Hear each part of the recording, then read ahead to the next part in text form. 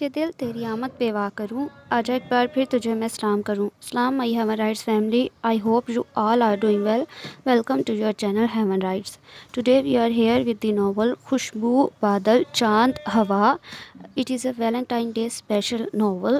تو وہ تو ہے کل، بٹ ویسے میری طبیعت آج کل ٹھیک نہیں چل رہی، تو ہو سکتا ہے کہ مجھے یہ شک ہوا کہ میں کل نہ دے سکوں، کیونکہ نزلہ بہت زیادہ ہو رہا ہے، سر درد بھی، تو میں نے سوچا میں آج ہی دے دیتی ہوں۔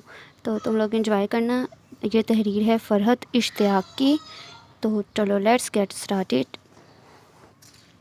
سارا کے ایکس رے اور دیگر رپورٹس کچھ اتنی زیادہ حوصلہ افزا نہیں آئی ہیں۔ ڈاکٹر فاروق شاہ کی آواز اس کے کانوں میں پڑی۔ وہ پاپا سے اس کا کیس ڈسکس کر رہے تھے۔ وہ بظاہر بند آنکھوں سے ان کی گفتگو سن رہی تھی، جس کا لب لباب یہ تھا کہ اس کی ریڑھ کی ہڈی جو کار ایکسیڈنٹ میں متاثر ہوئی تھی، پر فی الحال کسی بھی قسم کا کوئی زور نہیں پڑنا چاہیے، ورنہ خدا نخواستہ وہ تمام عمر کے لیے معذور بھی ہو سکتی ہے۔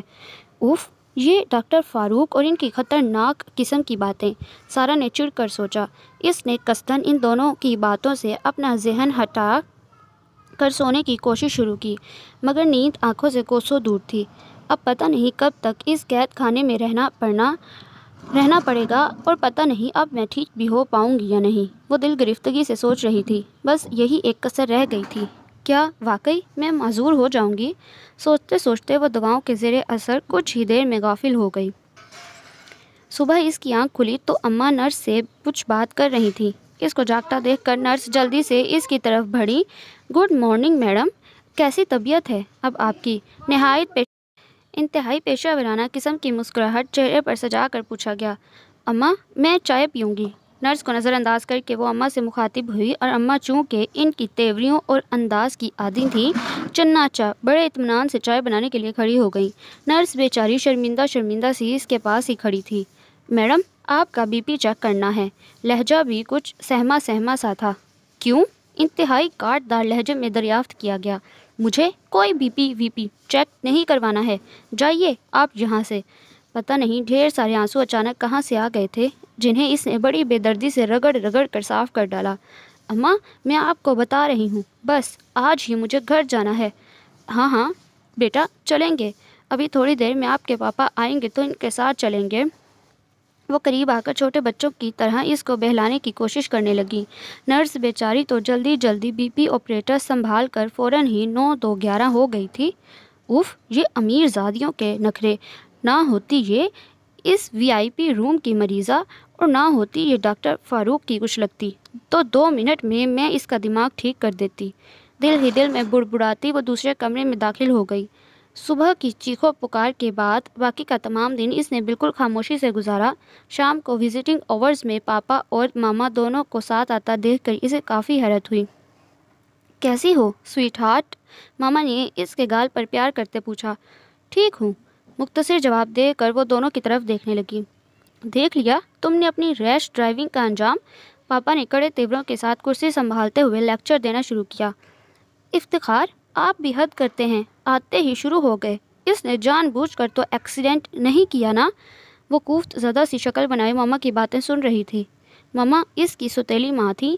وہ صرف 2 سال کی تھی تو اس کی ماما کی ڈیتھ ہو گئی۔ عابدہ عرفان یعنی ماما یونیورسٹی میں پاپا کے ساتھ پڑھتی تھیں، اور دونوں ایک دوسرے کو پسند بھی کرتے تھے، مگر ظالم سماج یعنی دادا جان نے 2 محبت بھرے دلوں کو ایک نہ ہونے دیا تھا، اور پاپا کی مرضی کے خلاف اپنی بھتیجی یعنی سارا کی ممی کو بہو بنا کر لے آئے۔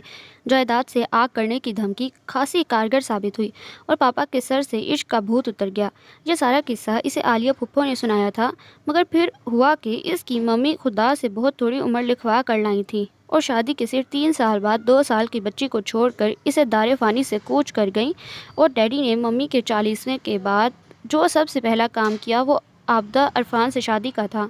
عابدہ عرفان اور اس کے بیچ روایتی ستیلی ماں بیٹی والے تعلقات نہیں تھے، نہ تو ماما ہی کوئی ظالم اور ڈراؤنی قسم کی ستیلی ماں تھی، اور نہ ہی وہ کوئی بیچاری سنڈریلا ٹائپ لڑکی تھی۔ ان دونوں کے بیچ اگر کوئی تعلق تھا تو وہ سرد مہری اور لا تعلقی کا تھا۔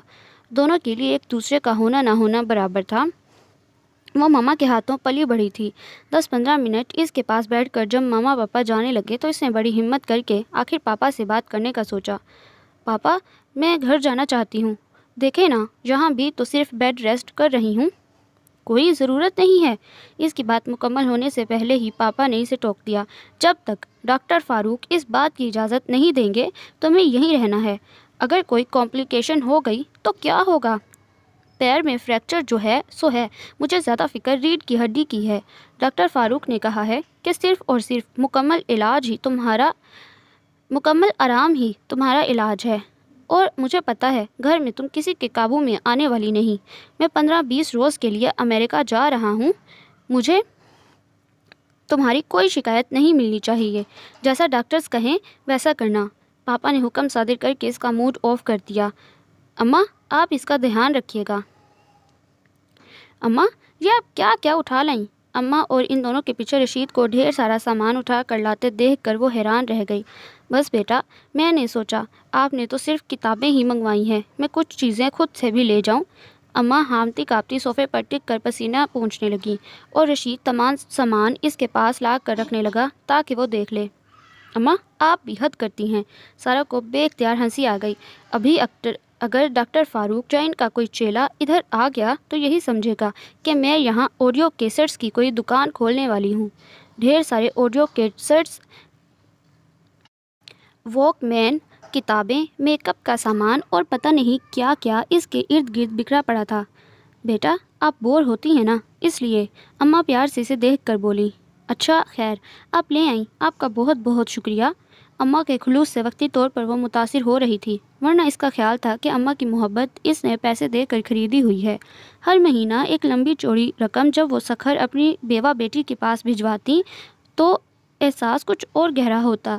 اور خیر، اب وہ کوئی چھوٹی سی بچی بھی نہیں تھی، چاہتی تو پاپا سے کہہ کر اماں کو فارغ کروا سکتی تھی، لیکن مطلب کی ہی صحیح، وہ ان کی محبت کی عادی ہو گئی تھی۔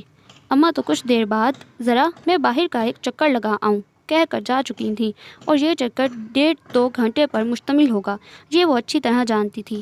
اماں کی تو باطنی طبیعت سے اکثر لوگ ہی بیزار رہتے، تو وہ بھی بیزار ہوئے بغیر نہ رہ پاتی۔ ارے اماں، یہ ٹیلیسکوپ بھی اٹھا لیں۔ اب جو اپنے گرد بکھرے سامان پر بغور نظر دوڑائی تو ٹیلیسکوپ بھی نظر آئی۔ یہ ٹیلیسکوپ پچھلے سال اس کے ماسٹر کمپلیٹ ہونے پر عامر نے گفٹ کیا تھا۔ یہ بھائی، میں اپنی پیاری سی چھوٹی سی بہن کے لیے ایک خاص قسم کا تحفہ لایا ہوں۔ عامر اور آمنہ نے اس شام اسے پاس ہونے کی خوشی میں ٹریٹ دی تھی۔ اس میں کیا ہے عامر؟ آمنہ صدا کی بے صبری جلدی سے صوفے پر جھپٹ پڑی۔ بہت برے ہو تم، تحفہ خرید لیا اور مجھے دکھایا تک نہیں۔ بیگم صاحبہ، اس میں آپ کے مطلب کی کوئی چیز نہیں، یہ ذرا پڑھے لکھے سائنٹیفک قسم کی سوچ رکھنے والے لوگوں کے کام کی چیز ہے۔ سارا، ذرا تم اس گفٹ کو کھول کر دیکھو، میں شرط لگاتا ہوں کہ اس میں سے سوٹ یا جویلری کے علاوہ کچھ برآمد ہونے والا نہیں۔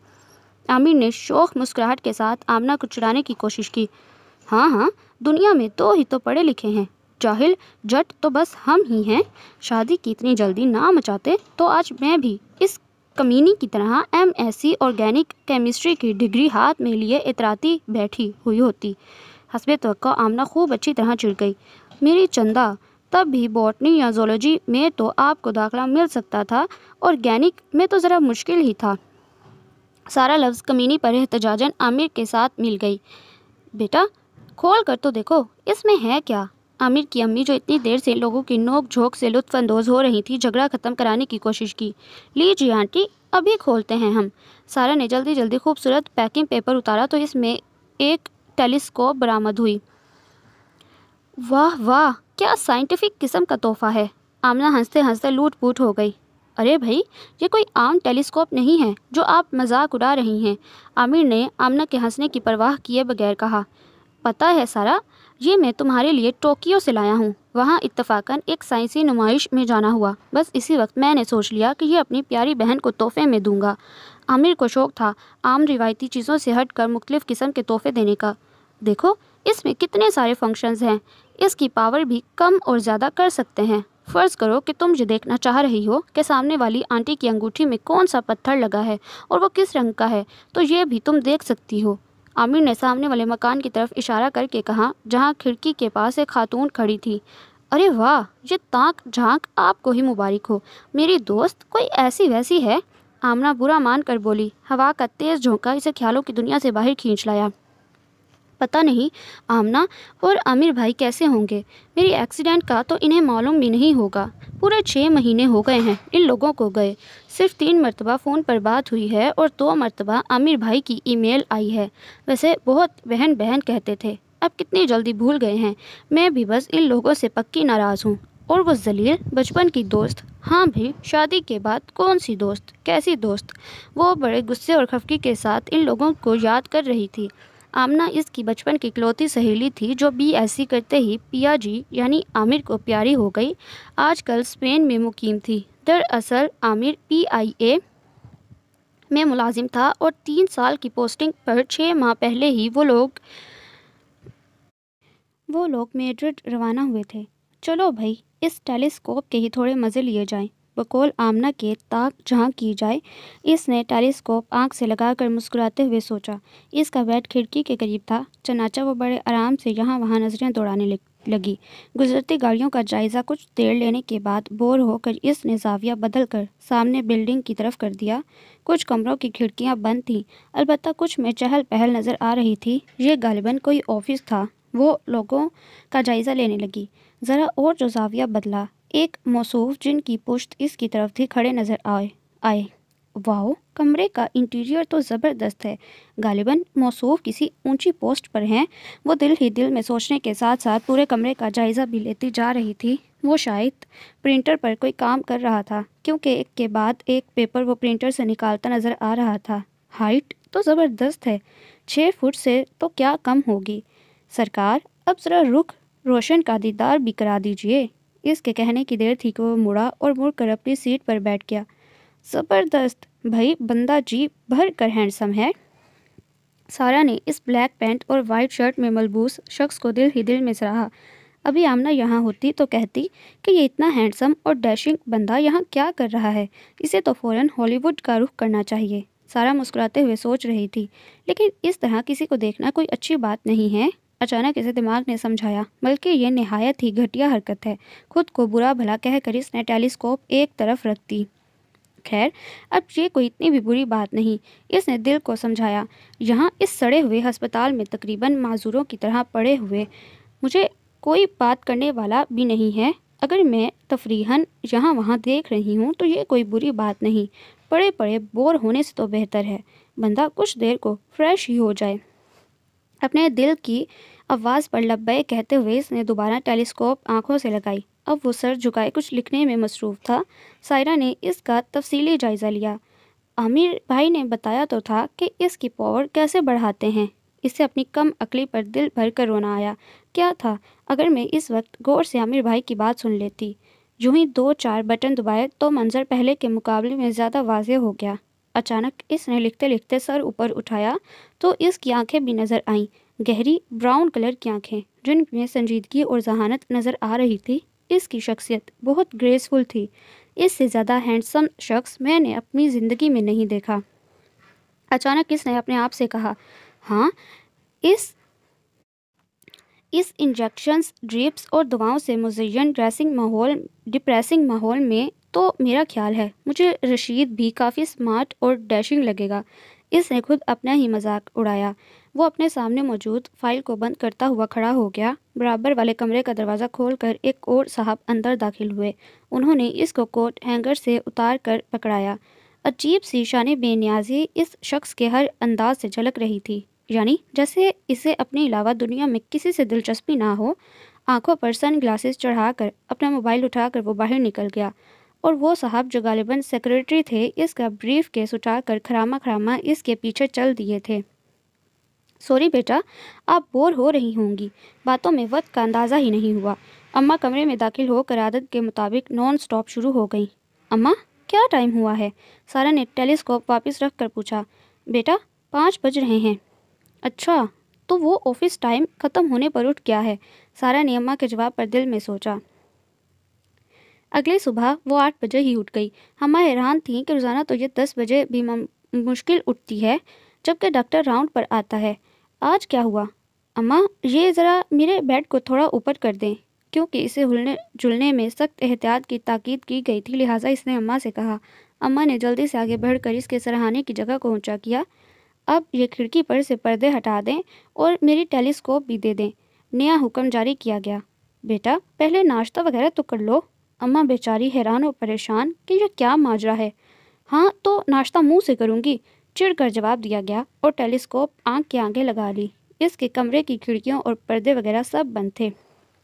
اف، کہیں ایسا نہ ہو وہ آج کھڑکیاں پردے بند ہی رکھے، بڑی دل گرفتگی سے سوچا گیا۔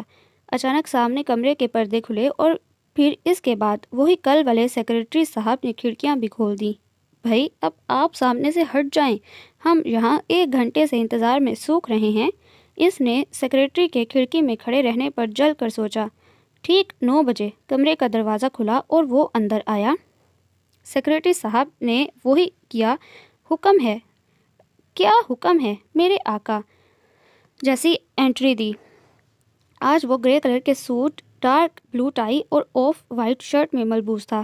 سیکرٹری صاحب پر ایک نگاہ غلط ڈالے بغیر وہ اپنا کوٹ انہیں تھمانے کے ساتھ ساتھ کسی سے موبائل پر گفتگو میں مصروف تھا۔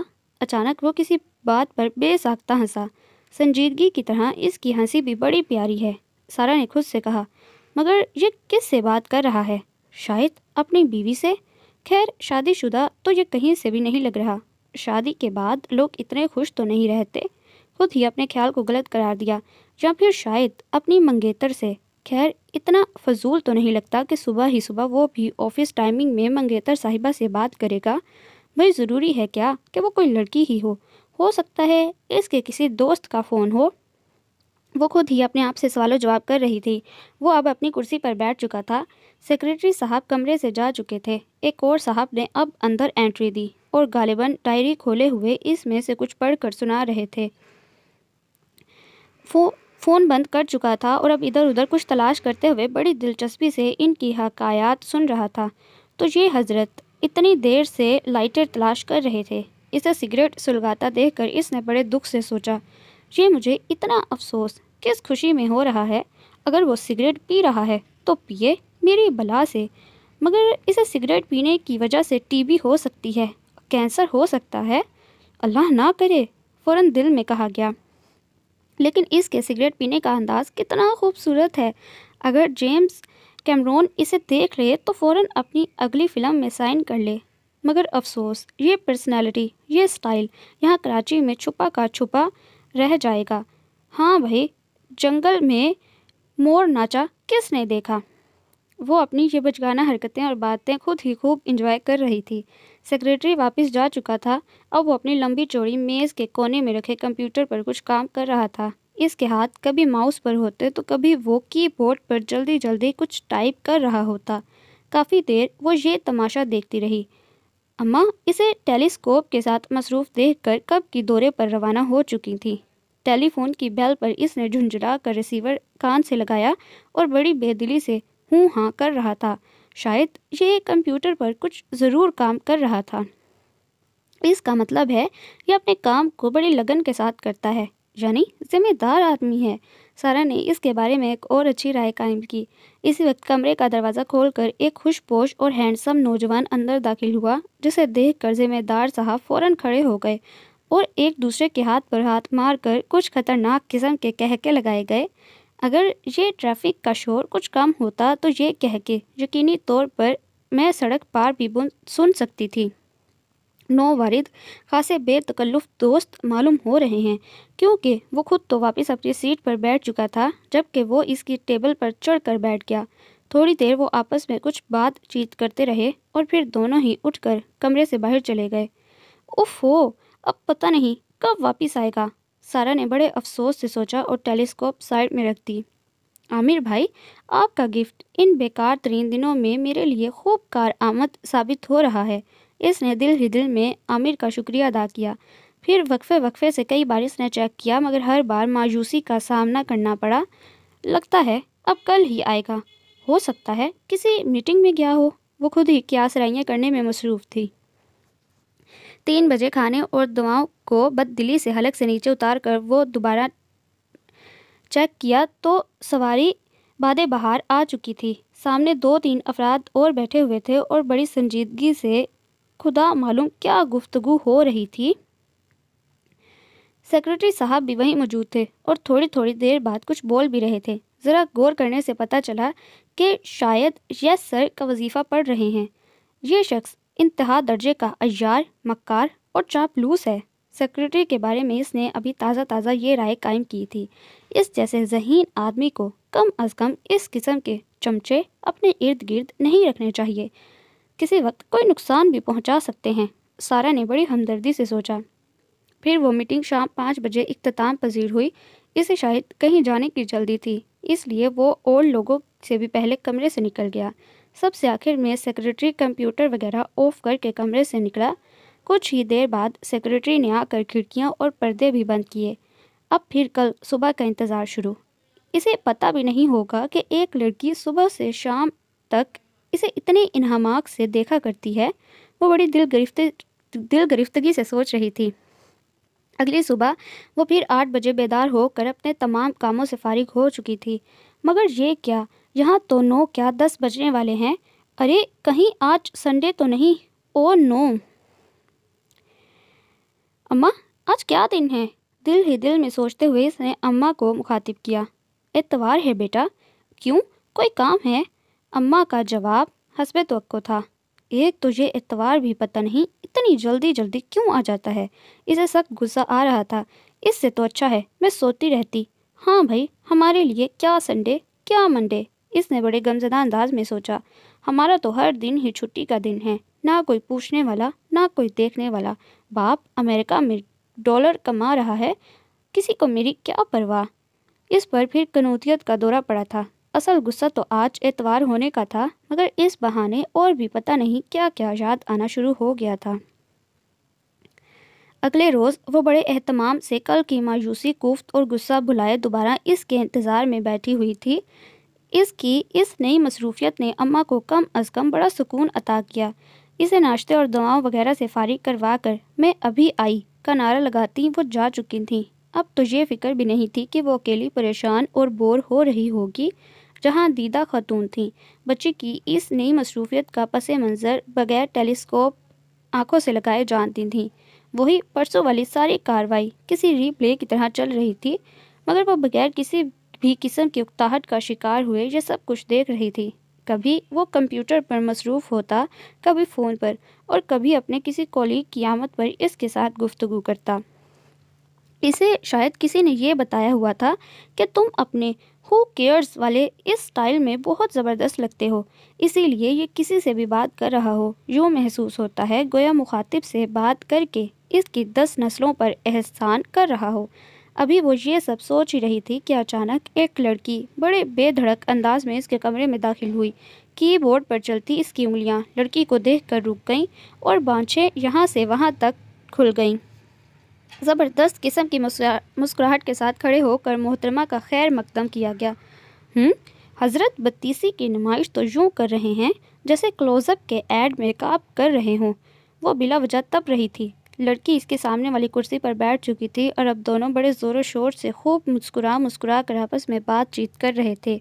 नीली आँखें, खूब गोरा रंग, शहद रंग के कमर तक के बाल जिन्हें इसने ढीले ढाले अंदाज में बैंड लगाकर पोनी की शक्ल दी थी, स्टाइलिश किस्म का ब्लैक सूट जो इसकी गोरी रंगत पर खूब सच रहा था। सब मेकअप का कमाल है।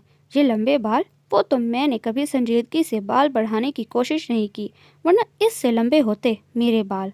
खैर, मेरे ऊपर ये शोल्डर्स तक की लेयर कटिंग बहुत सूट करती है। मेरी जान, अंगूर खट्टे हैं, कोई इसके अंदर से बोला। लो ख्वामखा वो नए सिरे से अपने आप से चिढ़ गई। मेरा बस चले तो इन मोहतरमा की कस कर चोटी बांध दूँ। इस लड़की के 5वीं मरतबा बैंड बालों से निकालने और फिर दोबारा लगाने पर इसने जल कर सोचा। घर से कस कर बाल बांध कर नहीं आ सकती थी। सब स्टाइल हैं, जानबूझकर अपनी लंबी जुल्फ़ों का असीर बनाने के लिए।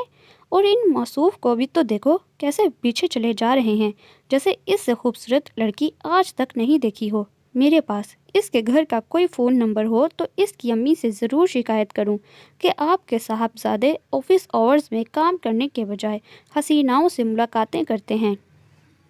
अब वो मॉनिटर पर इशारे से लड़की को कुछ दिखा रहा था। اور خود اس کی نظریں بھی مانیٹر پر جمی تھیں، مگر محترمہ بجائے مانیٹر کے موصوف کو دیکھ رہی تھیں۔ چہرے پر بڑے حسرت ناک قسم کے تاثرات سجے ہوئے تھے۔ اچانک اس نے اسکرین پر سے نظریں ہٹا کر خاتون کو دیکھا اور غصے سے کچھ کہا۔ خاتون فوراً سیدھی ہو کر اسکرین کی طرف متوجہ ہو گئیں۔ پھر 1 بجے وہ دونوں اٹھ کر کمرے سے باہر چلے گئے۔ اب شاید یہ دونوں ایک ساتھ لنچ کریں گے، بہت غم سے سوچا گیا۔ اس کے متعلق سوچتے جانے کب اس کی آنکھ لگ گئی۔ جب وہ سو کر اٹھی تو 5 بجنے والے تھے۔ جلدی سے ہاتھ بڑھا کر ٹیلیسکوپ اٹھائی۔ وہ شاید اپنے آفس سے اٹھ رہا تھا۔ سیکرٹری اس کے ساتھ چلتا ہوا جلدی کچھ بولتا جا رہا تھا، جبکہ وہ بڑی خاموشی سے اپنے سن گلاسز اور موبائل اٹھا کر اس کی باتیں سنتا باہر نکل گیا تھا۔ اس بلڈنگ کی بیک سائڈ تھی، اس لیے سارا نے کبھی اس کو آتے جاتے نہیں دیکھا تھا، جبکہ ہسپتال کا مین گیٹ اسی روڈ پر تھا۔ بیچ میں موجود روڈ بہت زیادہ چوڑا نہیں تھا اور اس پر صرف 1 وے ٹریفک چلتا تھا۔ سارا بے دلی سے اب روڈ پر ادھر ادھر نگاہیں دوڑا رہی تھی۔ کتنی گاڑیاں اور کتنے لوگ یہاں سے وہاں بھاگتے دوڑتے کراچی کی تیز رفتار زندگی کا ساتھ دینے کی کوشش کر رہے تھے۔ اچانک بلیک کلر کی ایک گاڑی نے زوردار طریقے سے بریک لگائے۔ سارا نے چونک کر اس طرف دیکھا۔ سامنے والی بلڈنگ سے ذرا آگے وہ گاڑی رکی تھی اور اب اس میں ایک صاحب برآمد ہوئے۔ ارے! سارا حیران رہ گئی۔ یہ تو وہی ہے۔ اس کی گاڑی کے سامنے ایک ضعیف خاتون کھڑی تھی۔ خاتون تو خیر صحیح سلامت تھی، مگر ان کے ہاتھوں میں موجود سامان شاید زمین پر گر گیا، جسے وہ خاتون اب جلدی اٹھانے کی کوشش کر رہی تھی۔ چونکہ یہ حادثہ روڈ کے بالکل کنارے پر ہوا تھا، اس لیے ارد گرد چلتا ٹریفک قطعاً متاثر نہیں ہوا، اور وہ اپنے شاندار سوٹ کی پرواہ کیے بغیر گھٹنوں کے بل بیٹھ کر ان کی چیزیں اٹھوانے لگا۔ پھر جب تمام چیزیں اٹھا لی گئیں تو وہ بڑی بی سے کچھ بات کرنے لگا، جو کہ سارا کی سمجھ میں نہیں آ رہی تھی، مگر تاثرات بتا رہے تھے کہ وہ معذرت کر رہا ہے۔ بات کرتے کرتے اس نے اپنا والیٹ نکالا اور 500 روپے بڑی بی کے ہاتھ میں پکڑانے چاہے۔ پہلے تو وہ انکار کرتی رہی، پھر رکھ لیے۔ 3-4 منٹ کی گفت و شنید کے بعد اس نے بڑی بی کو اپنی گاڑی میں بٹھایا اور گاڑی آگے بڑھ گئی۔ ارے! یہ روڈ پر کیا گرا ہے؟ سارا جو ابھی تک وہیں دیکھ رہی تھی، کلوز کرنے پر اسے ایک کارڈ نظر آیا۔ میرا خیال ہے کہ ابھی جب یہ بڑی بی کو پیسے دے رہا تھا تو یہ کارڈ اسی کے والیٹ سے گرا ہے، یا ہو سکتا ہے یہ پہلے سے گرا ہوا ہو۔ اس نے خود ہی اپنے خیال کی نفی کی۔ اوہ! اب کیا ہو سکتا ہے اور کیا نہیں ہو سکتا، یہ سوچنا فضول ہے، سارا نے خود کو ڈانٹا۔ اماں، میری بات سنیں۔ سارا نے جلدی سے اماں کو مخاطب کیا، جو ٹی وی پر کوئی ڈرامہ دیکھنے میں مصروف تھیں۔ کیا بات ہے بیٹا؟ اماں وہیں بیٹھے بیٹھے بولیں، بغیر اسکرین سے نظریں ہٹائے۔ اماں یہاں آئے نا پلیز، جلدی سے۔ سارا کی بے چینی عروج پر تھی۔ اماں اس کو تعجب سے دیکھتے ہوئے پاس آ گئیں۔ یہ دیکھیں، سامنے روڈ پر جو کارڈ پڑا ہوا ہے نا، آپ یہ مجھے اٹھا کر لا دیں، سارا نے بڑی بے چینی سے کہا۔ کارڈ؟ کیسا کارڈ؟ اماں حیران پریشان اس کی شکل دیکھ رہی تھیں۔ اور ایک تو آپ سوال جواب بہت کرتی ہیں، سارا نے چڑھ کر کہا۔ یہ ٹیلیسکوپ سے دیکھیں، بالکل سامنے، وہ کارنر پر، سامنے والی بلڈنگ سے ذرا آگے، وہ سامنے سے ابھی ایک اسکوٹر والا گزرا ہے۔ اماں کی آنکھوں سے ٹیلیسکوپ لگانے کے ساتھ ساتھ انہیں جائے وقوع بھی سمجھانے کی کوشش زور و شور سے کر رہی تھی۔ ہاں آ گیا نظر، اماں خوش ہو کر بولی۔ شکر ہے، سارا نے گہری طمانت بھری سانس لی۔ اب مزید کوئی انویسٹیگیشن کیے بغیر یہ کارڈ مجھے اٹھا کر لا دیں، جلدی کریں نا اماں، کہیں وہ ہوا سے نہ اٹھ جائے۔ اماں حیران یہ ساری تقریر سننے کے ساتھ ساتھ اپنا دوپٹہ سنبھالتی دروازے کی طرف بڑھ گئی، اور راستے میں کہیں اپنی سہیلیوں سے مذاکرات مت شروع کر دیجیے گا، اگر کوئی روکے بھی تو کہہ دیجیے گا بعد میں بات کروں گی۔ دیکھیں، یہ کارڈ مجھے ہر قیمت پر چاہیے، ورنہ میں رات کا کھانا نہیں کھاؤں گی اور دوا بھی نہیں پیوں گی۔ اماں نے کمرے سے نکلتے یہ تمام احکامات اور دھمکیاں سنیں۔ لو بیٹا، ہامتی کامتی اماں نے اندر داخل ہو کر کارڈ اس کے ہاتھ میں پکڑایا تو سارا کو تھوڑی سی شرمندگی بھی ہوئی۔ بیچاری اماں کو اس عمر میں میری وجہ سے اتنی بھاگ دوڑ کرنی پڑی، اور ایک وہ تھا جو ایک بالکل میلے کچیلے کپڑوں میں ملبوس گندھی بوڑھی عورت کو اپنے برابر اپنی شاندار گاڑی میں بٹھا کر لے گیا۔ خیر، میں بھی اماں کا خیال رکھتی ہوں، کبھی نوکر سمجھ کر ان سے بات نہیں کرتی۔ اپنے مزاج کے عین مطابق فوراً خود کو تسلی دی گئی اور کارڈ پر نظر دوڑائی۔ بہت خوبصورت کریم کلر کے کارڈ پر خوبصورت اور قدرے ابھرے ہوئے الفاظ میں سیاہ روشنائی سے لکھا ہوا تھا، ولید حسن خان۔ نیچے عوام الناس کو متاثر کرنے کے لیے کسی قسم کی ڈگریوں کا کوئی ذکر نہیں تھا، بلکہ صرف اتنا لکھا تھا کہ اس فرم یعنی ایچ کے ایسوسی ایٹس کا وہ مالک تھا۔ اس کے نیچے آفس کا address, 3-4 phone number, fax number اور ای میل ایڈریس لکھا تھا۔ اب پتہ نہیں یہ اس کا وزٹنگ کارڈ ہے، یا یہ بھی تو ہو سکتا ہے کہ اس کے کسی دوست کا ہو، اور یہ بھی ہو سکتا ہے کہ یہ کارڈ سرے سے اس کا ہو ہی نہ، بلکہ اس کے آنے سے پہلے سے وہاں گرا ہو۔ کارڈ کو ٹیبل کی دراز میں ڈالتے ہوئے اس نے سوچا۔ سارا کو اس کا مطالعہ کرتے ہوئے 20-25 روز ہو چکے تھے۔ صبح 9 بجے سے شام 5 بجے تک اس کا یہ وقت بڑے مصروف انداز میں ارد گرد سے تقریباً بے نیاز ہو کر گزارتی، اور وہ یہ بھی بتا سکتی تھی کہ وہ آفس میں بیٹھ کر تقریباً 10 سے 8 سگریٹ پی جاتا ہے، 4 یا 5 کپ چائے کے تو وہ بہت ہی شوق سے پیتا ہے۔ اتنے دن لگاتار اس کو دیکھتے رہنے کے بعد اس کے بارے میں جو رائے سارا نے اخذ کی تھی وہ یوں تھی کہ اس بندے کا ظاہر جتنا خوبصورت ہے، باطن اس سے کہیں زیادہ دلکش، ذمہ دار، محنتی، نماز کا پابند، اپنے ماتحتوں کے ساتھ ایک خشک مزاج، مگر آفس کے باہر ایک ہمدرد انسان جسے اپنے عہدے کا کوئی غرور نہ ہو۔ کیا کبھی زندگی میں میری اس کے ساتھ بات چیت ہوگی، یا پھر میں اس کو دور دور سے دیکھ کر رہ جاؤں گی؟ سارا اکثر یہ بات سوچتی۔ اس وقت رات کے 2 بج رہے تھے جب اچانک سارا کی آنکھ کھل گئی۔ دن بھر کی مصروفیت کے بعد وہ رات کو 10 بجے ہی سو جایا کرتی۔ اب جو آنکھ کھلی تو سخت بیزاری ہوئی۔ اوہ نو، اب تو نیند بھی دوبارہ مشکل سے ہی آئے گی۔ اس نے دوسرے بیڈ پر بے خبر سوتی اماں کو رشک سے دیکھا۔ آنکھیں بند کر کے 10 منٹ سونے کی کوشش کی، مگر بے سود۔ آخر کار تنگ آ کر ٹیبل لیمپ آن کیا اور پاس رکھی کتاب اٹھانے ہی لگی تھی کہ نظر اچانک سامنے کی طرف پڑی۔ پوری بلڈنگ اندھیرے میں ڈوبی تھی، روڈ لائٹس بھی بند تھیں۔ اسے کچھ شک سا ہوا کہ اس کے کمرے میں شاید ہلکی سی روشنی ہو رہی ہے۔ اتنی دور سے کچھ واضح نظر نہیں آ رہا تھا۔ سارا نے جلدی سے ٹیلیسکوپ اٹھا کر آنکھوں سے لگائی۔ کمرے میں اسے 2-3 انسانی سائے نظر آئے۔ روشنی اتنی کم تھی کہ باوجود کوشش کے وہ کچھ بھی سمجھنے سے قاصر تھی۔ ان میں سے ایک کے ہاتھ میں غالباً ٹارچ تھی۔ اس کی روشنی ہی نے سارا کو اپنی طرف متوجہ کیا تھا۔ یہ کیا ہو رہا ہے؟ کیا کوئی چوری یا کچھ اور؟ اس نے اپنے آپ سے سوال کیا۔ اچانک کمرہ روشن ہو گیا۔ 2-3 لوگ تھے۔ 2 کی پیٹھ اس کی طرف تھی اور ایک، جس نے شاید لائٹ ابھی آن کی تھی، اس کی طرف منہ کیے ہوئے تھا۔ یہ کون ہے؟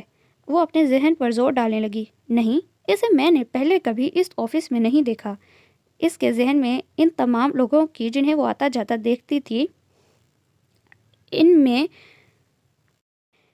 تمام لوگوں کو سوچتے ہوئے آخر کار کہا۔ وہ ایک 30-32 سال کا نوجوان تھا۔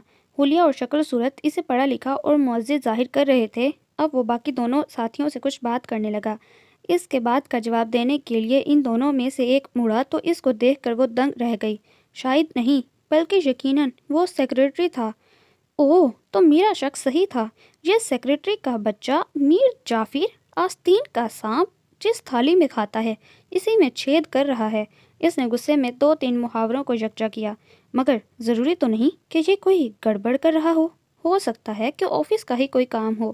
اس کے دل نے کہا، آفس کا کام رات کے 2 بجے، وہ بھی چوروں کی طرح، ٹارچ کی روشنی میں؟ دماغ نے مذاق اڑایا۔ اب وہ تینوں مل کر اس کی آفس ٹیبل کی دراز کھولنے کی کوشش کر رہے تھے۔ 15-20 منٹ کی جدوجہد کے بعد وہ دراز کھولنے میں کامیاب ہو گئے اور اس میں سے بڑی احتیاط سے کوئی فائل سیکریٹری نے خود اپنے ہاتھ سے نکالی۔ تیسرا آدمی، جو اپنی شکل و صورت اور تلوار مار کی مونچھوں سے کوئی چھٹا ہوا بدمعاش یا کرائے کا قاتل لگ رہا تھا، ہاتھ میں ریوالور تھامے سیکریٹری اور اس جوان سے پہلے ہی باہر نکل گیا۔ سب سے آخر میں سیکریٹری نے کمرے پر اچھی طرح نظر ڈال کر، یعنی گڑبڑ کے آثار مٹا کر کمرے سے باہر نکلنے لگا تو اس کی نظر کھلے پردوں اور کھڑکیوں پر پڑی۔ وہ جلدی سے آگے بڑھا اور کھڑکیاں بند کرنے لگا تو سارا کا اوپر کا سانس اوپر اور نیچے کا نیچے رہ گیا۔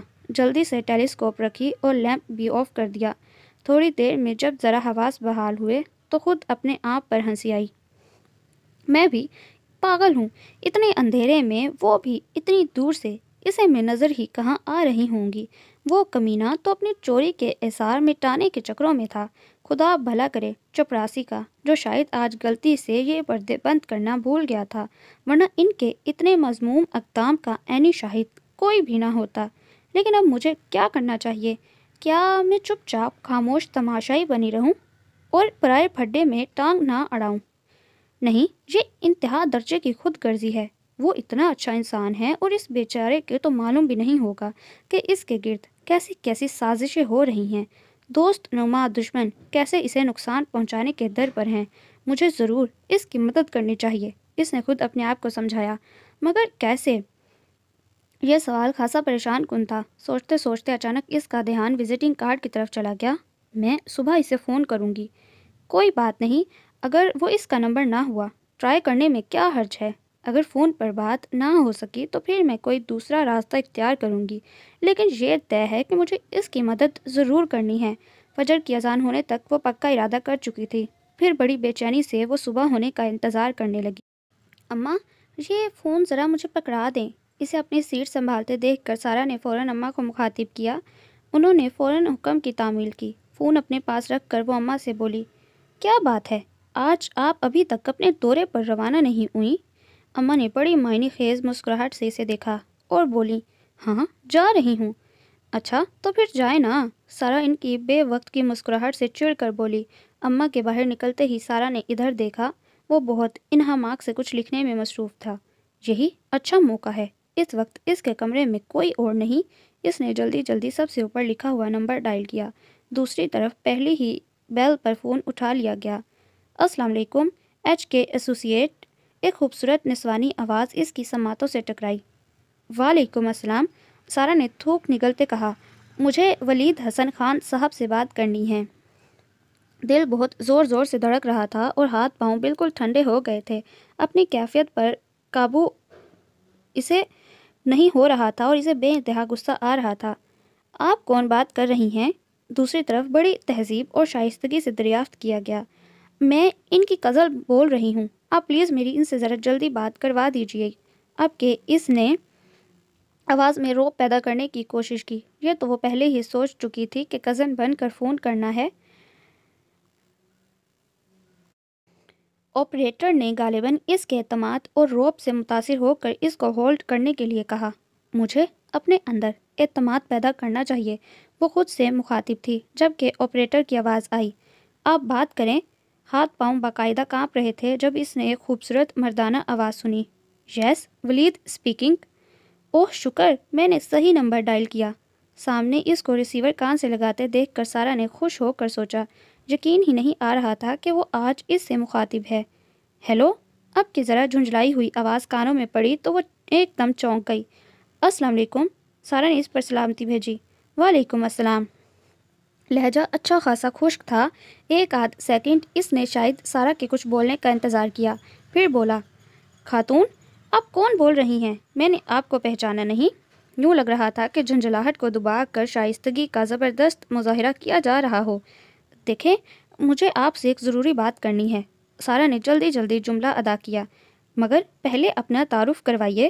برجستہ جواب موصول ہوا۔ نام کو آپ رہنے دیں، بس یہ سمجھیں میں آپ کی ایک خیر خواہ ہوں۔ اور ابھی جملہ منہ میں ہی تھا کہ زوردار آواز کے ساتھ ریسیور پٹک دیا گیا۔ سارا نے گھور کر ریسیور کو دیکھا۔ حد ہے، بدتمیزی کی۔ میری پوری بات بھی نہیں سنی موصوف نے اور لے کے ریسیور پٹک دیا۔ ایک تو انہی کے فائدے کی بات بتا رہی تھی۔ سچ ہے، نیکی کا زمانہ ہی نہیں رہا۔ سارا نے جل کر سوچا۔ ادھر اب وہ فون اٹھا کر کسی پر بری طرح برس رہا تھا۔ انداز سے لگ رہا تھا کہ اپنے کسی ماتحت کی کلاس لی جا رہی ہے۔ کچھ ہی دیر بعد وہ اپنی تازہ ترین تواضع بھلائے پھر مدر ٹیریسا بنی اس کا موبائل نمبر ملا رہی تھی۔ دوسری طرف کافی بیلوں کے بعد بہت برے موڈ کے ساتھ ہیلو کہا گیا۔ دیکھیں، میں آپ سے ریکویسٹ کرتی ہوں، آپ میری پوری بات سن لیں پلیز۔ سارا نے بڑی عاجزی سے جلدی جلدی اپنی بات مکمل کی۔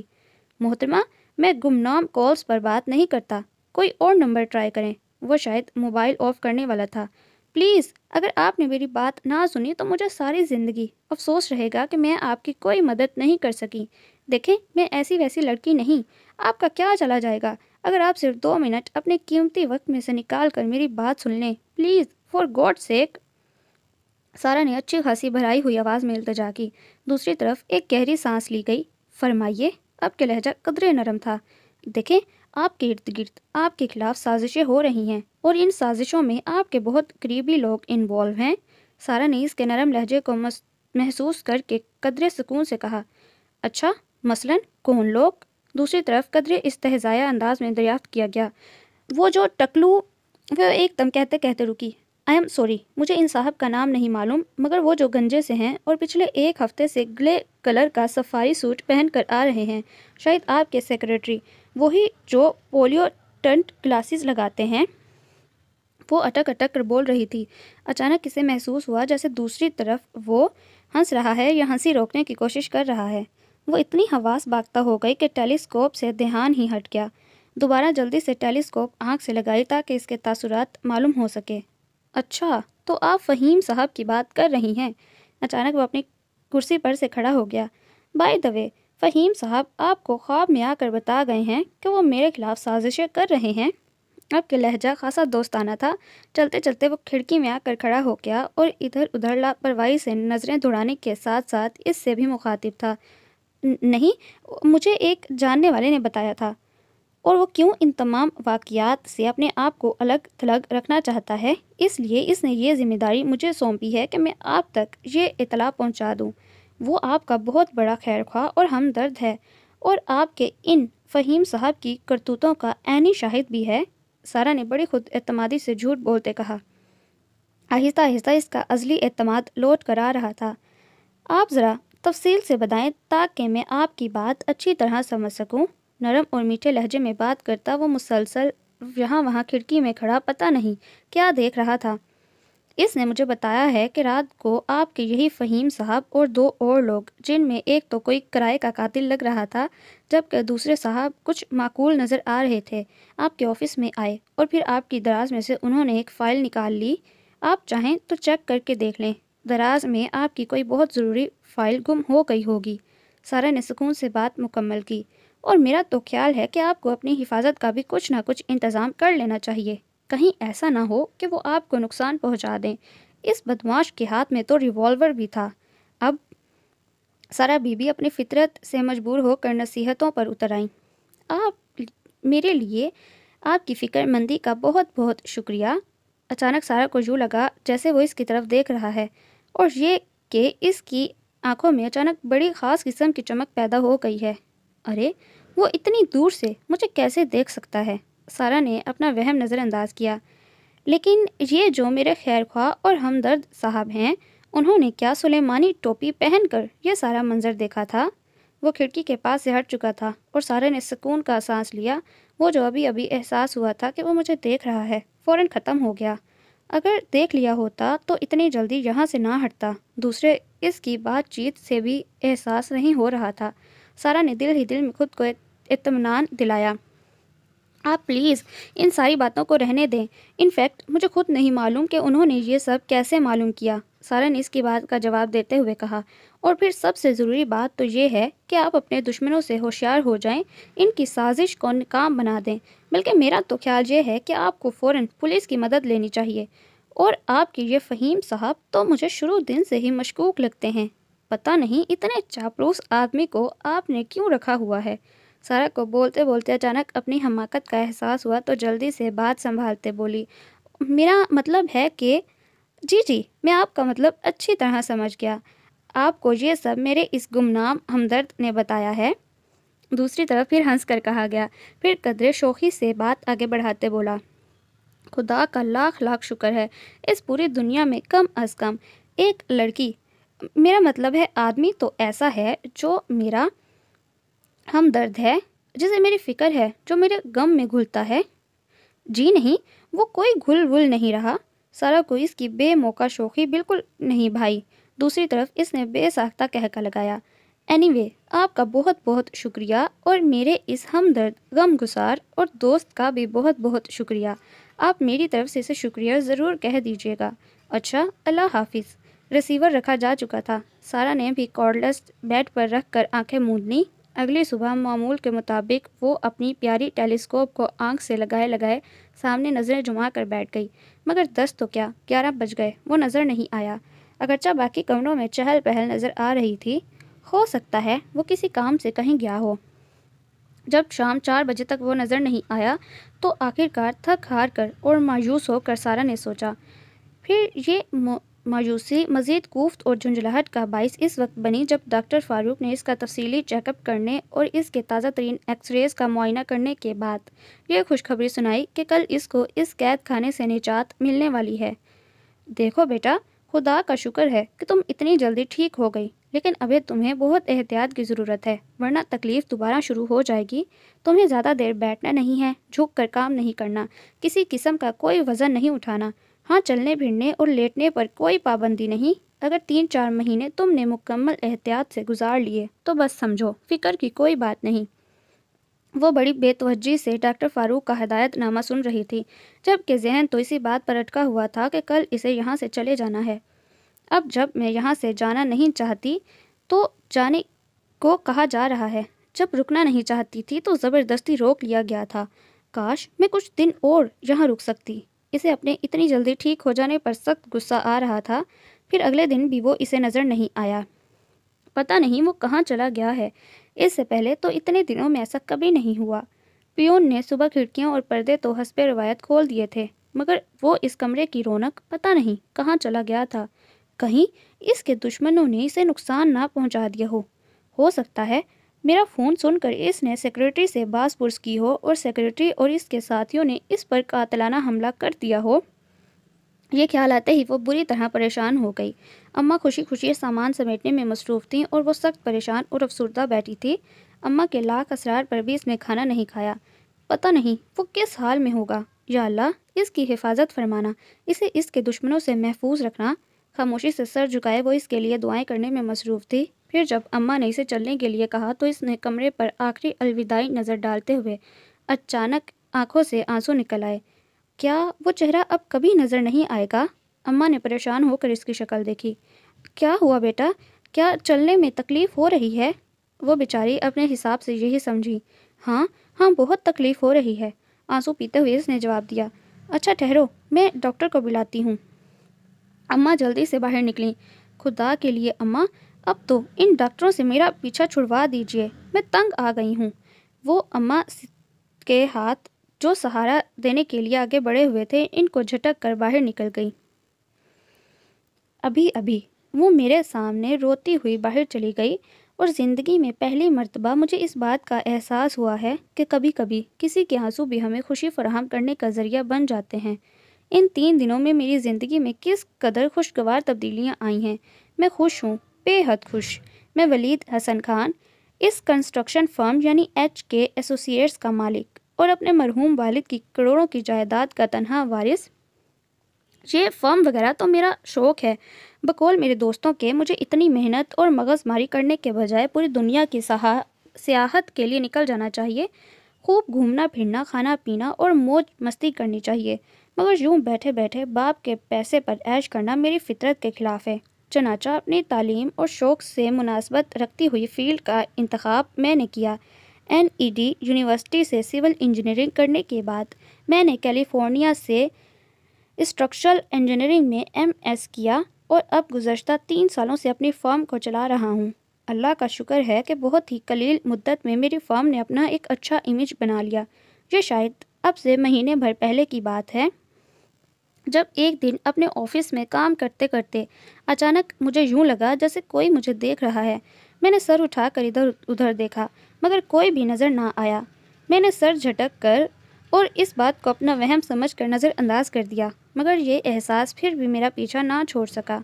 اگلے روز خالد، جو میرا خالہ زاد بھائی اور دوست ہے، مجھ سے ملنے آیا تو میں نے اس سے اپنے وہم کا اظہار کیا۔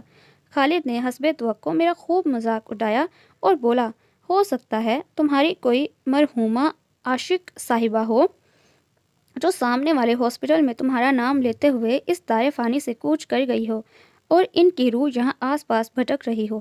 دراصل میرے اکلوتے اور صاحب جائیداد ہونے کی وجہ سے لڑکیاں ہر وقت میرے آگے پیچھے رہتی تھیں، اور خیر میں کوئی بہت پارسا اور درویش صفت انسان بھی نہیں، تھوڑی بہت بات چیت تو میں بھی سب سے کر لیتا ہوں، مگر اس حد تک نہیں کہ کوئی غلط فہمی کا شکار ہو۔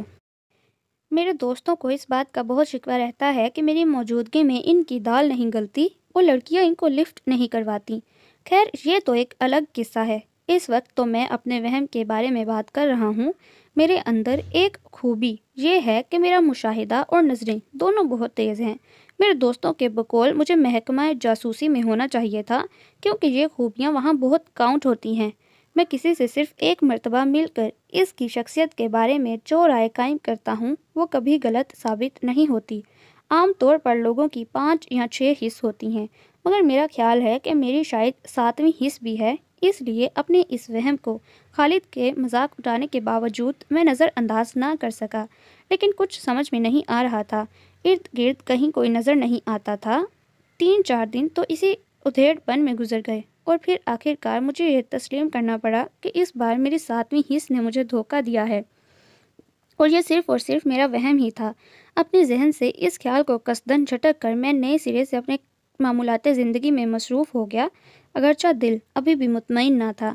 یہ اب سے 3 دن پہلے کی بات ہے، جب تسکین نے، جو ہمارے آفس میں ٹیلی فون آپریٹر ہے، مجھے بتایا کہ میری کسی کزن کا فون ہے۔ میں نے بات کروانے کے لیے کہا تو تسکین نے لائن ملا دی۔ دوسری طرف انجانی آواز سن کر میں نے سوچا، یہ میری کون سی کزن ہے؟ میرے 2 مرتبہ ہیلو کہنے پر آخر کار خاتون بولیں۔ ان کی بات سن کر میں نے ریسیور پٹکا اور انٹر کام پر میں نے تسکین کو خوب کھری کھری سنائی۔ آئندہ نام پوچھے بغیر کسی سے میری بات مت کروائیے گا۔ ابھی یہاں سے فارغ نہیں ہوا تھا جو اب میں یہاں فارغ نہیں بیٹھا جو رونگ کال اٹینڈ کرتا رہوں۔ سوری سر، آئندہ آپ کو شکایت نہیں ہوگی۔ وہ بیچاری میرے غصے سے خوف زدہ معافیہ مانگ رہی تھی۔ تسکین کو فارغ کر کے میں نے نئے سرے سے اپنا کام شروع ہی کیا تھا کہ میرے موبائل پر بیل بجنی شروع ہو گئی۔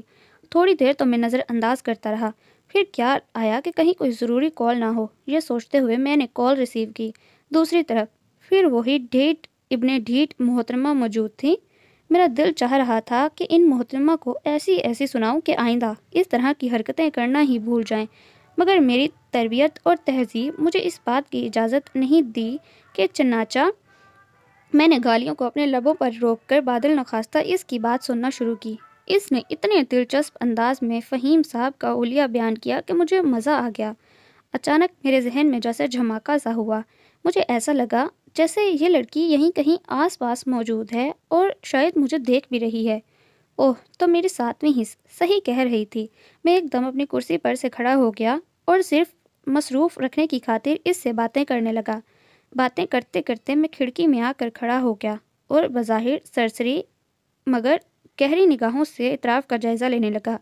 سامنے موجود ہاسپٹل، اس کے دائیں طرف میڈیکل سٹور، بائیں طرف گاڑیوں کا شو روم، اس سے آگے سکول اور سکول کے برابر میں کلینک۔ ایک نظر اپنے اطراف کا جائزہ لینے کے بعد میں نے سوچا، اس لڑکی کو لازمی طور پر اس ہاسپٹل میں ہی موجود ہونا چاہیے۔ اب میں نے ارد گرد سے نظریں ہٹا کر مکمل توجہ کے ساتھ ہاسپٹل کا جائزہ لینا شروع کیا۔ میری اس تمام کارروائی کے دوران وہ میری باتوں کا جواب بھی دے رہی تھی، جو میں بڑی غیر دلچسپی سے سن رہا تھا۔ میری اصل دلچسپی تو محترمہ کو دریافت کرنے میں تھی۔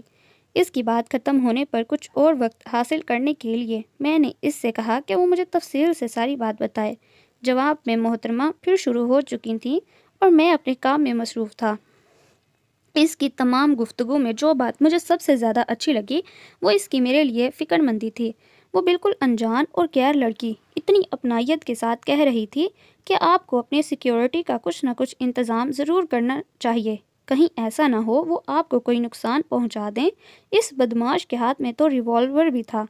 زندگی میں پہلی بار میں نے کسی لڑکی کے لیے اپنے دل میں سافٹ کارنر پیدا ہوتا محسوس کیا، ورنہ تو مجھے یوں لگتا تھا کہ میرے ارد گرد موجود تمام لوگ مجھ سے نہیں میری دولت سے پیار کرتے ہیں، اور یہ لڑکیاں جو ہر وقت میرے ارد گرد منڈلاتی رہتی ہیں یہ تو صرف اور صرف دولت کے کرشمے ہیں۔ اس کی فکر مندی کے جواب میں نے اس کا شکریہ ادا کیا، اور ابھی میں سوچ ہی رہا تھا کہ اور کیا بات کروں جس سے گفتگو کچھ دیر جاری رہ سکے۔ اس وقت اچانک مجھے ایک کمرے میں بیڈ پر نیم دراز ایک لڑکی نظر آئی۔ مجھے لگا یہی وہ لڑکی ہے، کیونکہ اس کے چہرے پر شاید کیمرہ یا شاید ٹیلیسکوپ تھی، ورنہ اتنے بڑے ہاسپٹل کے اتنے کمروں میں بے شمار لڑکیاں اور خواتین نظر آ رہی تھیں۔ اس لڑکی کی آنکھوں سے لگی ٹیلیسکوپ اور ہاتھ میں پکڑا ہوا فون مجھے شک میں مبتلا کر رہا تھا۔ درمیان میں کیونکہ اچھا خاصا فاصلہ تھا، اسی لیے مجھے محترمہ واضح نظر نہیں آ رہی تھیں۔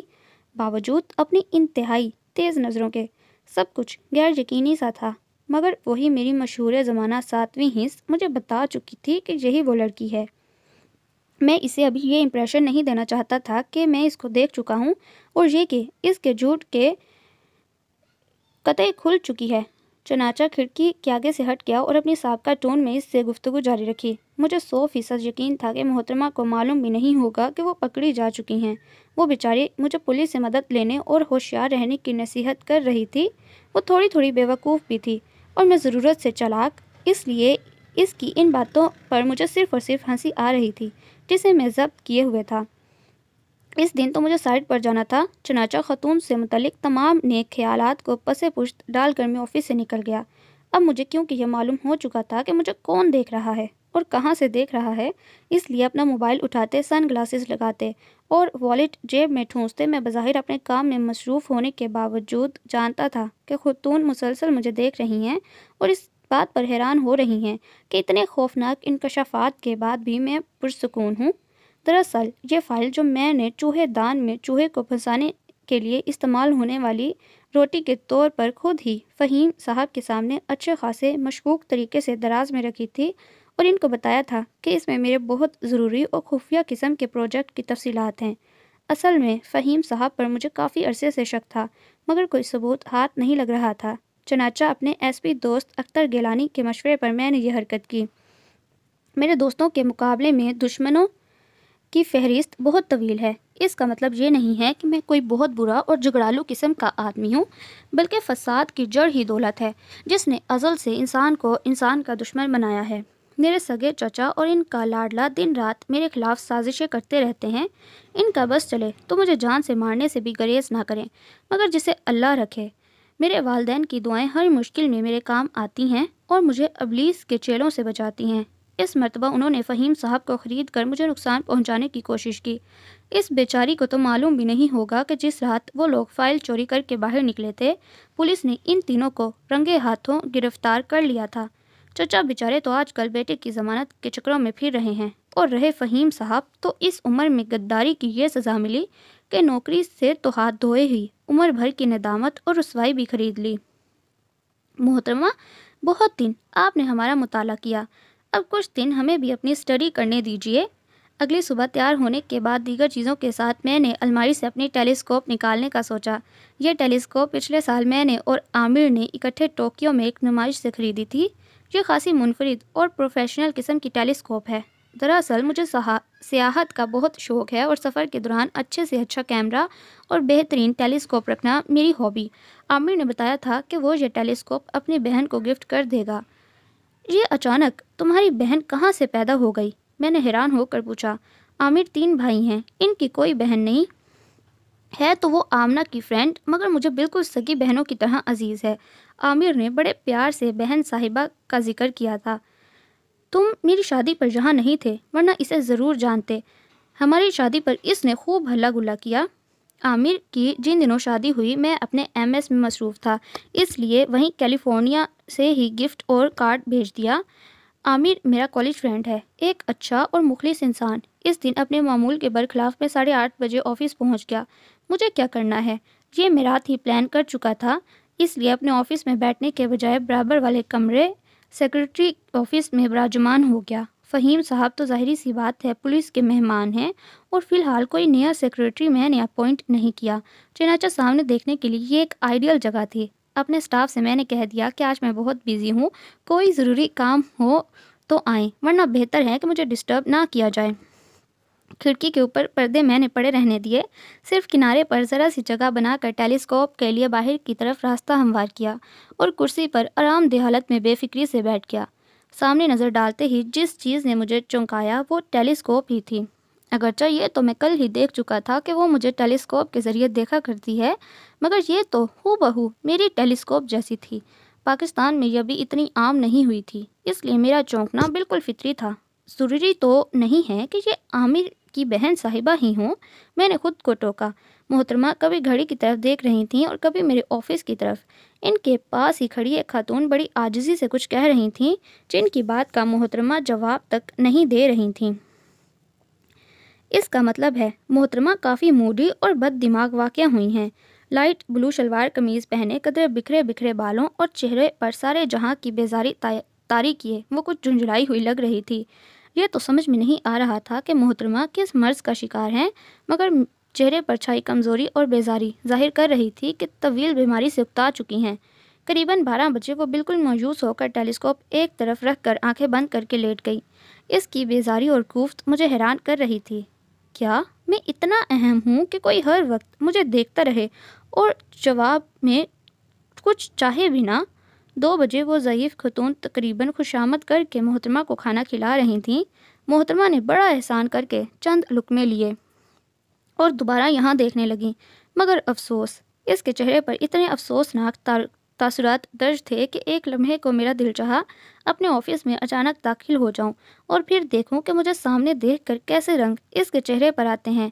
اپنی اس خواہش کو بڑی مشکل سے دبا کر میں وہیں بیٹھا رہا۔ اس روز میں نے لنچ بھی وہی کیا۔ میرے نظر نہ آنے کی جھنجھلاہٹ اب بڑی بے دردی سے نرس پر، جو شاید ڈرپ لگانے آئی تھی، اتر رہی تھی۔ پھر شام 5 بجے بڑی مایوسی سے اس نے ٹیلیسکوپ ایک طرف رکھ دی اور کوئی کتاب اٹھا کر پڑھنے لگی۔ آفس سے نکل کر میں نے ہسپتال کا رخ کیا۔ ویسے تو یہ کام میں اپنے کسی ماتحت سے بھی کروا سکتا تھا، مگر اس معاملے میں مجھے کسی اور کی شرکت ہرگز گوارا نہیں تھی۔ ذرا سی کوشش کے بعد ریسیپشن پر ہی مجھے تمام ضروری معلومات حاصل ہو گئیں۔ 200 روپے رشوت دینے کے بعد نام سارا افتخار، والد کا نام افتخار حمدانی صاحب، by profession business man, car accident میں بیک بون متاثر ہوئی تھی اور پیر میں معمولی نوعیت کا فریکچر ہو گیا تھا۔ گزشتہ 1 مہینے سے یہاں ایڈمٹ تھیں اور یہ کہ کل یہاں سے ڈسچارج ہونے والی ہیں۔ گھر کا ایڈریس اور فون نمبر حاصل کر کے میں وہاں سے چلا آیا۔ پھر آج صبح بھی میں نے وہی کل والی حرکت کی، یعنی پی اے کے آفس میں بیٹھ کر اسے دیکھتا رہا۔ آج وہ انتہائی بے چینی اور بے قراری کے ساتھ تھوڑی تھوڑی دیر بعد میرے کمرے کی طرف دیکھ رہی تھی۔ پتہ نہیں وہ اتنی پریشان کس بات پر ہے۔ بڑی بھی بیچاری جلدی جلدی سامان سمیٹنے میں لگی ہوئی تھی اور وہ کبھی کچھ سوچنے لگتی اور کبھی یہاں دیکھنے لگتی۔ اس نے کھانا نہ کھانے پر مجھے بہت افسوس ہوا، مگر مجھے کیونکہ شدید بھوک لگ رہی تھی اور خالی پیٹ تو عشق بھی اچھا نہیں لگتا، چنانچہ میں نے خوب پیٹ بھر کر کھانا کھایا اور 2 کپ چائے پینے کے بعد اسے دیکھا۔ وہ وہاں ہنوس اداس بلبل جیسی شکل بنائے ہوئے تھی۔ پتہ نہیں محترمہ 1 مہینہ اتنے صبر سے مجھے کیسے دیکھتی رہیں۔ میں تو 2 دن میں ہی اس 16ویں صدی کی زنانہ محبت سے تنگ آ گیا ہوں۔ پھر ابھی تھوڑی دیر پہلے بڑی بی نے اس سے کچھ کہا تو بہت دقت اور تکلیف سے وہ کھڑی ہوئی، شاید ابھی مکمل طور پر صحتیاب نہیں ہوئی تھی۔ میں نے دل میں سوچا۔ بڑی بی نے اس کے ہاتھ میں کنگھا پکڑایا جسے اس نے غصے سے دور پھینک دیا۔ یا اللہ، محترمہ کافی کڑوے مزاج کی حامل لگتی ہیں، میں نے دہل کر سوچا۔ دروازے کی طرف جاتے جاتے اس نے میرے کمرے پر آخری نظر یوں ڈالی جیسے مجھے الوداع کہہ رہی ہو، پھر اپنے چہرے پر سے آنسو صاف کرنے لگی۔ زاروں قطار آنسو بہاتے وہ مجھے دنیا کی تمام لڑکیوں سے زیادہ حسین لگی، کیونکہ یہ آنسو خالصتاً میرے لیے بہائے گئے تھے۔ اور پھر ابھی تھوڑی دیر پہلے وہ چلی گئی، بہت افسردہ، بہت اداس۔ بے فکر رہو میری جان، ہم ان قریب دوبارہ ملیں گے، بلکہ اب تو انشاءاللہ ساری عمر ایک دوسرے سے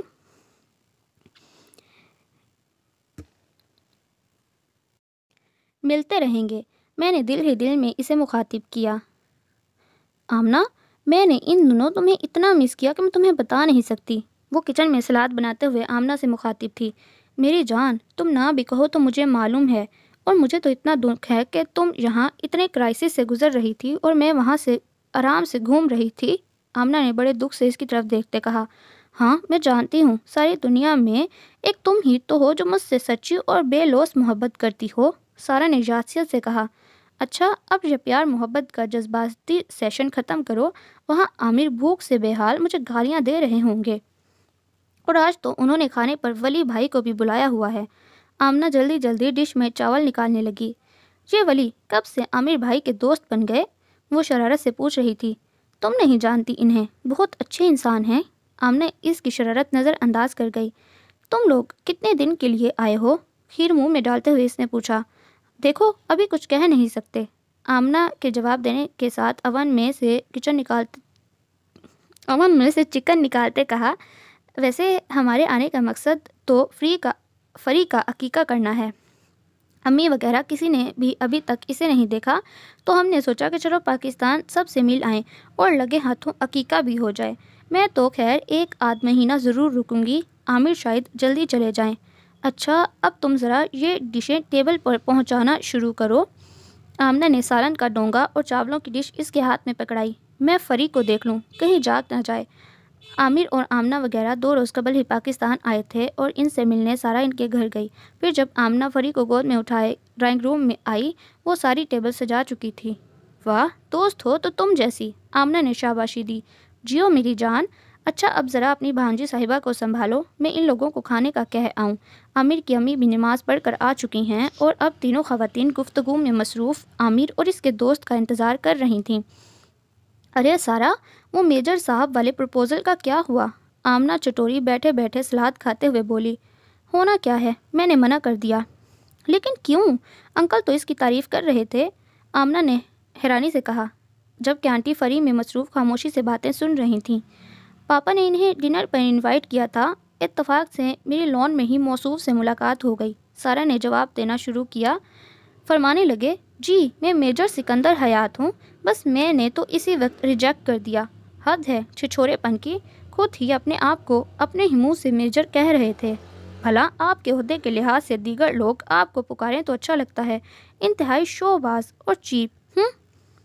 لڑکی تم کبھی نہیں سدھر سکتی، آمنہ مایوسی سے بولی۔ ابھی وہ آمنہ کو کوئی جواب دینے ہی والی تھی کہ عامر کے ساتھ ولید کو اندر آتا دیکھ کر وہ اگلی بات بھول گئی۔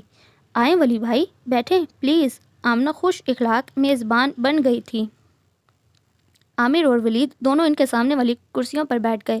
یہ سارا ہے، میری چھوٹی سی پیاری سی بہن، اور یہ ولید ہے، میرا بہت پرانا دوست۔ عامر نے دونوں کا آپس میں تعارف کروایا۔ Nice to meet you. Waleed نے اس کی طرف دیکھا بہت سرسری نگاہوں سے۔ Me too. بڑی پھنسی پھنسی آواز اس کے حلق سے برآمد ہوئی جو شاید اس نے خود ہی سنی ہوگی۔ سب لوگ کھانے کی طرف متوجہ ہو گئے۔ آمنہ اور عامر ولید کی خاطر مدارت میں مصروف تھے۔ ولی بھائی تکلف بالکل نہیں چلے گا، میں نے خاص طور پر یہ چیزیں آپ کے لیے بنائی ہیں۔ آمنہ میزبانی کے فرائض سر انجام دے رہی تھی۔ بھابھی آپ فکر ہی نہ کریں، ایسا بے تکلف مہمان آپ نے زندگی بھر نہ دیکھا ہوگا۔ وہ اپنی پلیٹ میں چاول ڈالتا بولا، جب کہ وہ سر جھکائے خاموشی سے سلاد پلیٹ میں ڈال کر چمچ سے ادھر ادھر گھما رہی تھی، اور کیونکہ وہ یہاں مہمان نہیں سمجھی جاتی تھی اس لیے کسی نے بھی اس کی طرف توجہ نہیں دی۔ عامر، آمنہ اور آنٹی تینوں ولید کے ساتھ باتوں میں مصروف تھے۔ کافی دیر بعد جھکا ہوا سر اٹھا کر جو سامنے دیکھا تو دل دھک سے رہ گیا۔ وہ بظاہر آنٹی کی کسی بات کا جواب دیتے ہوئے دیکھ اسی کو رہا تھا، چہرے پر بہت شوق اور معنی خیز مسکراہٹ لیے۔ یا اللہ، یہ مجھے ایسے کیوں دیکھ رہا ہے جیسے پہلے سے جانتا ہو؟ سارا نے ایک دم گھبرا کر سر دوبارہ جھکا لیا۔ سارا کیا بات ہے، تم کچھ لے کیوں نہیں رہی؟ عامر کی آواز پر اس نے سجدے میں گرا ہوا سر اٹھایا اور مری مری آواز میں بولی، جی عامر بھائی میں کھا رہی ہوں۔ کھا رہی ہو؟ پلیٹ تو خالی پڑی ہے۔ وہ اس کی پلیٹ میں چاول ڈالنے لگا۔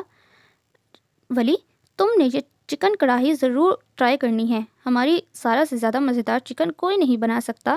عامر نے لگے ہاتھوں بالکل مشرقی ماؤں کی طرح سے اس کی بھی تعریف کی۔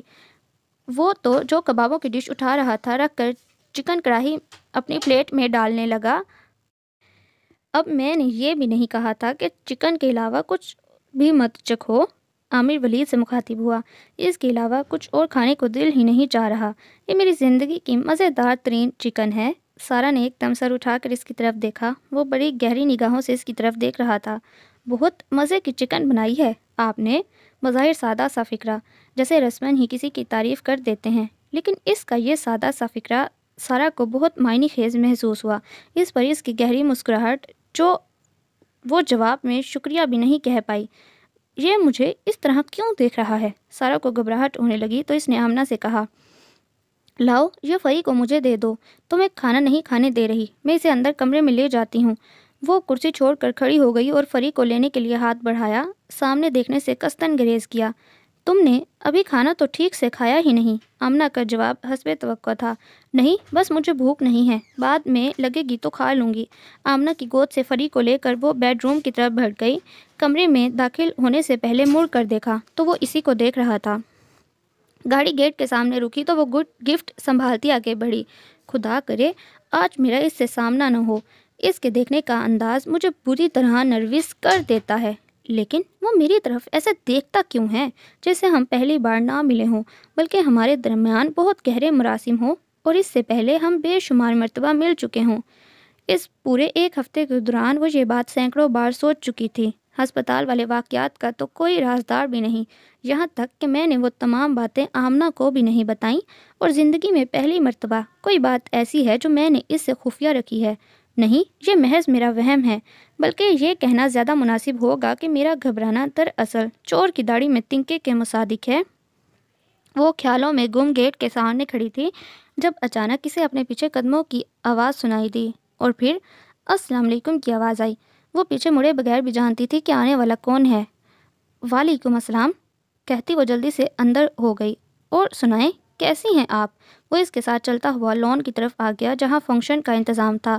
میں ٹھیک ہوں کہتی وہ فوراً آمنہ کی طرف بڑھ گئی جو بڑے خطرناک تیوروں سے اسے گھور رہی تھی۔ یہ وقت ہے تمہارے آنے کا؟ خدا ایسی خالہ دشمنوں کو ہی دے۔ غضب خدا کا، اپنی بھانجی کے پہلے فنکشن پر مہمانوں کی طرح وقت کے وقت آتے، تمہیں شرم نہیں آئی؟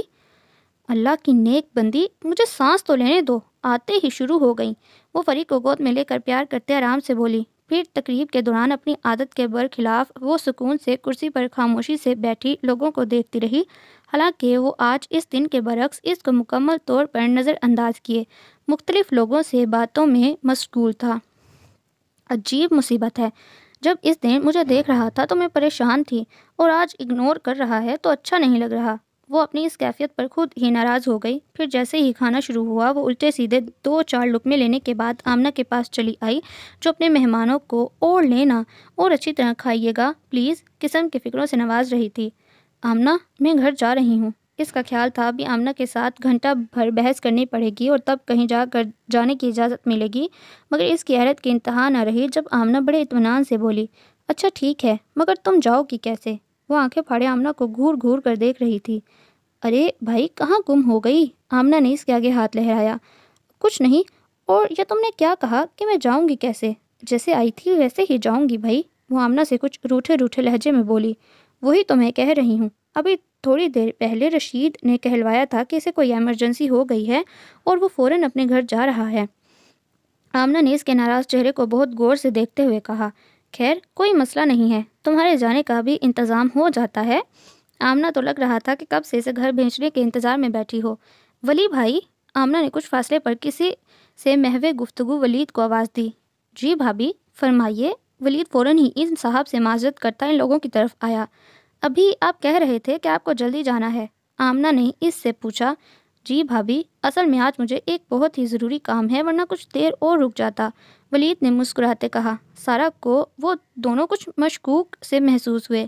آپ پلیز مائنڈ مت کیجیے گا، وہ مزید گویا ہوا۔ نہیں، اس میں مائنڈ کرنے والی کون سی بات ہے، میں تو یہ کہہ رہی تھی کہ سارا کو بھی گھر جانے کی جلدی ہے، عامر تو ظاہر ہے اس وقت مہمانوں میں مصروف ہے، اگر آپ کو زحمت نہ ہو تو اسے بھی ڈراپ کرتے جائیے گا۔ سارا کا دل چاہا کہ آمنہ کا سر پھاڑ دے، یہ آمنہ کی بچی ضرور میرے ہاتھوں ضائع ہو کر رہے گی۔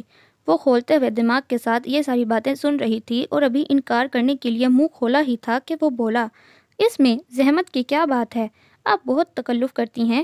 اسی وقت عامر بھی آ گیا۔ اچھا یار، میں چلتا ہوں، ولید نے عامر کو مخاطب کیا۔ اگر جلدی نہ ہوتی تو کچھ دیر اور ٹھہر جاتا۔ وہ دونوں آپس میں ہاتھ ملا رہے تھے اور کوئی بات بھی ہو رہی تھی جو غصے میں سے سمجھ نہیں آ رہی تھی۔ اسے آئیے پلیز کہتا وہ آگے بڑھ گیا۔ تم بھی کیا ولی کے ساتھ جا رہی ہو؟ عامر نے سارا سے پوچھا تو اس سے پہلے آمنہ نے جواب دیا، ہاں یہ گھر جانے کے لیے کہہ رہی تھی، میں نے سوچا ولی بھائی تو جا ہی رہے ہیں، اسے بھی ڈراپ کر دیں گے۔ اچھا چلو ٹھیک ہے، اور دیکھو اگلے ہفتے کسی دن ہم پکنک کا پروگرام بنا رہے ہیں، تمہیں ضرور چلنا ہے، کوئی بہانہ نہیں چلے گا۔ عامر اور آمنہ غالباً اس کو سی آف کرنے گیٹ کی طرف بڑھے تو ناچار اسے بھی ان لوگوں کی تقلید میں آگے جانا پڑا، جبکہ وہ گیٹ پر کھڑا اسی کا انتظار کر رہا تھا۔ آمنہ اور عامر دونوں کے رویے سارا کو حیران کر رہے تھے۔ یا الہی، ان کو کیا ہو گیا ہے؟ آمنہ ولید کے پاس کھڑی پتہ نہیں کیا کہہ رہی تھی اور وہ مسلسل مسکرائے جا رہا تھا۔ دل ہی دل میں ان دونوں سے ناراض ہو کر وہ بغیر خدا حافظ کہے آگے بڑھ گئی۔ حد ہو گئی، مجھ سے پوچھا تک نہیں کہ میں ان کے ساتھ جانا چاہتی ہوں یا نہیں، وہ خود ہی سب کچھ طے کر لیا۔ عامر اور آمنہ گیٹ پر کھڑے ہو کر خوب ہاتھ ہلا ہلا کر اس کو خدا حافظ کر رہے تھے۔ ولید گاڑی میں بیٹھ چکا تھا۔ برابر والی سیٹ کا دروازہ اس نے ڈرائیونگ سیٹ پر بیٹھتے بیٹھتے ہی ہاتھ بڑھا کر کھولا۔ اسے لگا کہ دل پسلیاں توڑ کر باہر نکل آئے گا۔ وہ یقین سے کہہ سکتی تھی کہ اتنی کڑی اس پر اب تک کی زندگی میں کبھی نہیں پڑی۔ وہاں اس کی اپنی ٹیلیسکوپ بڑے آرام اور سکون سے تشریف فرما تھی۔ اس نے ایک دم چونک کر ولید کی طرف دیکھا۔ وہ بڑی سنجیدگی سے ونڈ اسکرین پر نظریں جمائے اس سے قطعاً لاتعلق گہری سوچ پر ڈوبا تھا، دونوں ہاتھ اسٹیئرنگ پر جمائے اس کے بیٹھنے کا منتظر۔ آخرکار وہ بڑی ہمت کر کے ٹیلیسکوپ کو ذرا سا آگے سرکا کر اپنے لیے تھوڑی سی جگہ بنا کر سمٹ کر بیٹھ گئی۔ اس کے بیٹھتے ہی گاڑی سٹارٹ ہو گئی۔ وہ ایک نظر ٹیلیسکوپ پر اور دوسری اس پر ڈال کر گم سم سی بیٹھی ہوئی تھی، جبکہ وہ ارد گرد سے بے نیاز ڈرائیونگ کرنے میں مصروف تھا۔ ولید نے ہاتھ بڑھا کر کیسٹ پلیئر آن کیا تو جنید جمشید کی خوبصورت آواز چاروں طرف بکھر گئی۔ یہ شام پھر نہیں آئے گی، اس شام کو، اس نام کو آؤ امر کر لیں۔ باہر ہلکی ہلکی بوندا باندی ہو رہی تھی۔ اگر عام حالات ہوتے تو وہ اس خوبصورت موسم میں ڈرائیو کرتے ہوئے جنید جمشید کی آواز کو خوب انجوائے کرتی، مگر اب جب کہ برابر میں وہ منحوس رکھی ہوئی تھی، وہ خاک انجوائے کرتی۔ اگر آج صبح اس نے الماری میں اپنی ٹیلیسکوپ رکھی نہ دیکھی ہوتی تو وہ یہی سمجھتی کہ یہ اس کی اپنی ٹیلیسکوپ ہے۔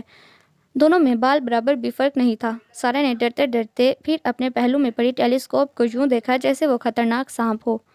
اوہ آئی ایم سوری، مجھے خیال ہی نہیں رہا، اس کی وجہ سے آپ ٹھیک سے بیٹھ نہیں پا رہی۔ ولید اچانک سے متوجہ ہوا۔ اسے یوں لگا جیسے وہ حیران نظر آنے کی ایکٹنگ کر رہا ہے۔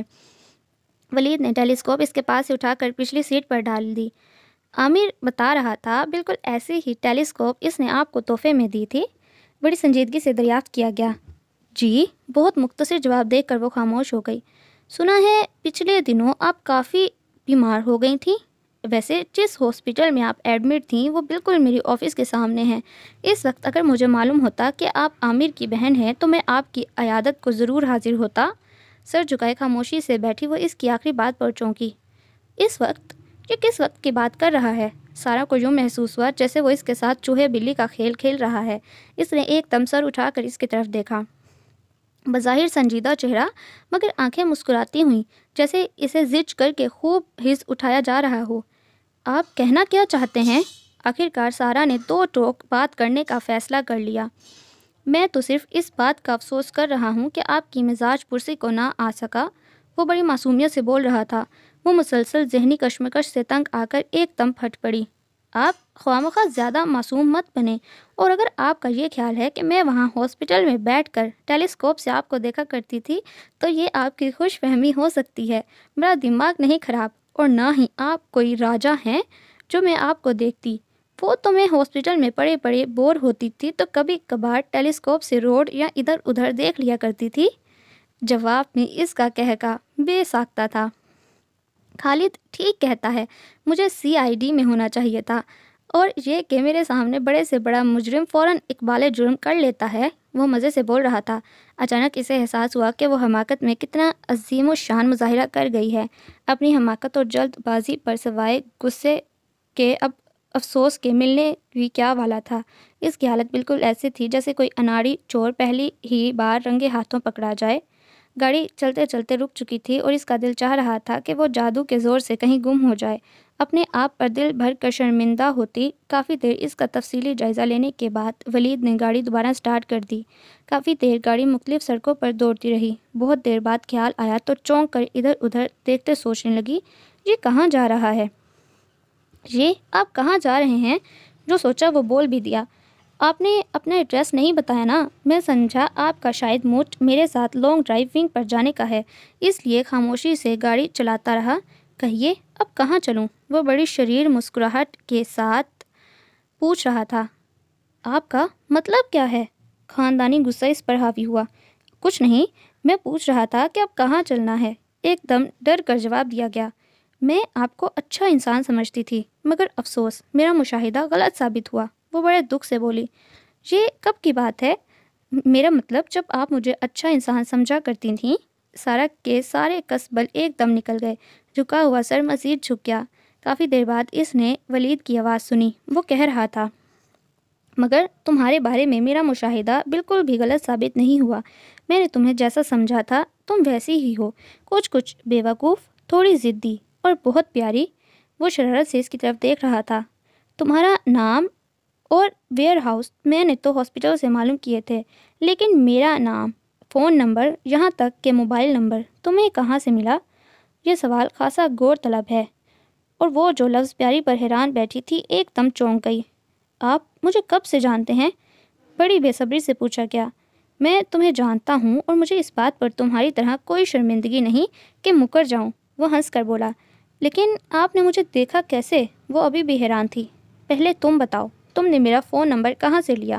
بڑی بے نیازی دکھائی گئی۔ کیسا نمبر؟ میرے پاس کوئی آپ کا نمبر ومبر نہیں ہے۔